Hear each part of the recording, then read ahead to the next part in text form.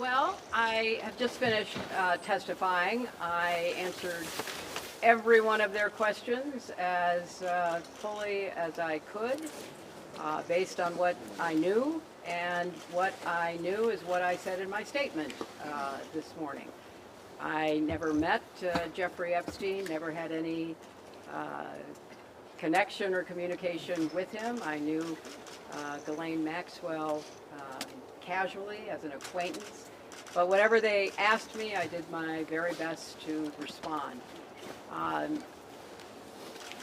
It was disappointing that they refused to hold a public hearing, so I wouldn't have to be out here characterizing it for you. You could have seen it for yourself.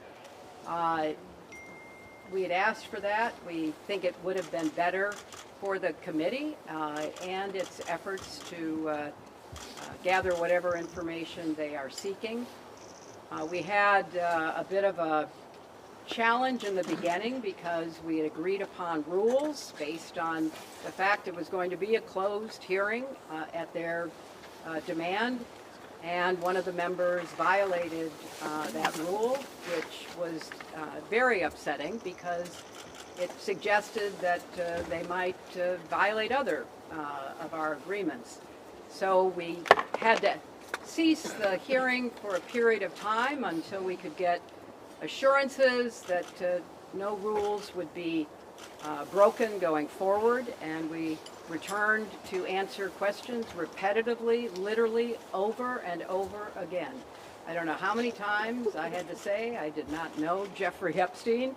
I never went to his island. I never went to his homes. I never went to his offices. So it's on the record numerous times. It then got, at the end, quite unusual because I started being asked about UFOs and a series of questions about Pizzagate, one of the most vile, bogus conspiracy theories that was propagated on the internet, that was serving as the basis of a member's questions to me.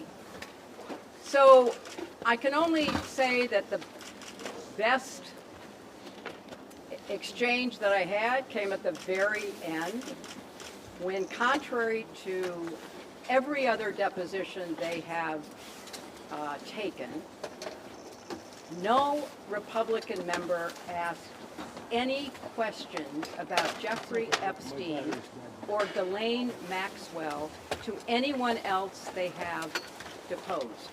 And in fact, the Republican members didn't even show up for the deposition of Les Wexner. And when I said that, I had to point out that the only questions that any Republican member asked of any of the people they deposed was of former Attorney General Bill Barr, when Chairman Comer asked him about the allegations, in his view, about Russia's involvement in my election in 2016. So at the very end of this hearing, after I made that point, I want to commend Chairman Comer for raising a series of significant questions that I responded to about the nature of the investigation and the areas that I thought should be explored. So I appreciated that. I want to see the truth come out. So that was a reassuring way to end a very long, repetitive deposition. Secretary, you spoke in your opening remarks about how heartbroken you have been for the Epstein survivors as these files have come out. Can you talk to us a little bit about how you have processed and reacted to the fact that the former president, your husband, Bill Clinton, is referencing the Epstein files numerous times, including in some photos featuring women, and how have you been personally preparing for the deposition that is coming tomorrow? Are you 100% confident that there isn't anything that the former president knows about Epstein's crimes?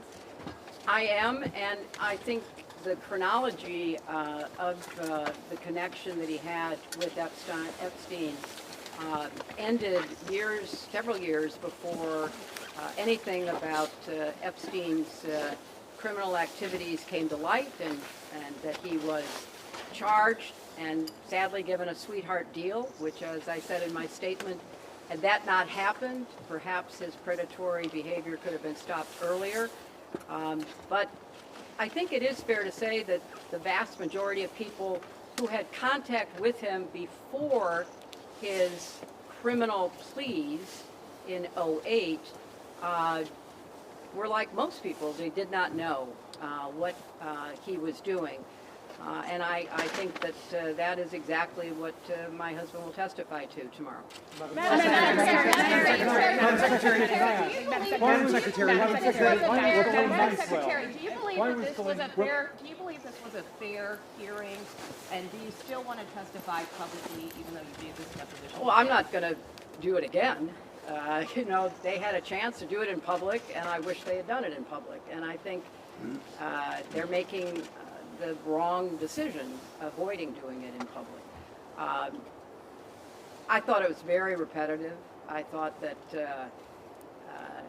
they asked literally the same questions over and over again, which didn't seem to me to be very productive. And then, as I said, toward the end, you know, there were other questions that were totally off subject. So if they are going to fulfill their responsibilities to literally investigate the investigations, which is what they originally said was the scope of their work, I think they could have spent the day more productively. Madam Secretary, what was your reaction to President Trump's Madam Secretary, Madam Secretary. Can I ask, why was Colleen Maxwell invited to the daughter Chelsea Clinton's wedding in 2010? She'd already been mentioned in a civil lawsuit by Virginia Giuffre before that. Jeffrey Epstein had already been convicted before. She came as the +1, the guest of someone who was invited. Madam Secretary, can you tell us your reaction, please, to the photos of your husband in the hot tub in the swimming pool? What message does it say that President Trump was I not don't called to know testify? when the video will be out. I don't know when the transcript will be out. We've asked that they be out as quickly as possible, and then you can see. Madam you can see Secretary, what was your everything. reaction to your husband's photos in the hot tub? We heard